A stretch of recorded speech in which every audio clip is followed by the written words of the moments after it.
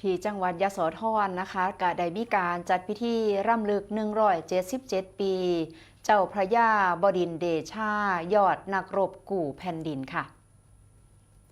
ที่ค่ายบดินทร์เดชาอำเภอเมืองจังหวัดยโสธรได้มีการจัดพิธีว่างพวงมาล่าและก็บำเพ็ญกุศลอุทิศส่วนกุศลนาอนุสาวรีย์เจ้าพระยาบดินทร์เดชาหรือว่าสิงหเสนีเพื่อล้ำลึกถึงวีรกรรมและก็ความเสียสละของท่านโดยมีพลโทวีรยุทธรักษิณแม่ทัพภาคที่2เป็นประธานในพิธี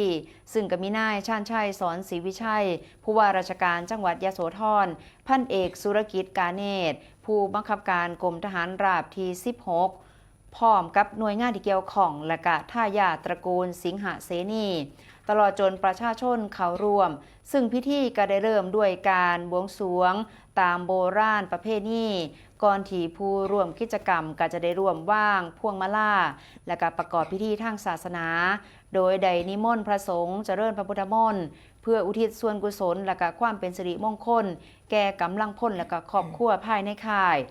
ทั้งนี้เจ้าพระยาบดินทร์เดชาหรือว่าสิงหเสนีเป็นแม่ทัพคนสำคัญในสมัยรัชกาลที่3มีบทบาทในการปกป้องอธิปไตยของชาติและก็สร้างความมั่นคงให้แก่แผ่นดินไทยจนได้รับการยกย่องเป็นวีรบุรุษทางประวัติศาสตร์โดยจังหวัดยโสธรและก็กองทัพได้จัดพิธีรำลึกเป็นประจำทุกปี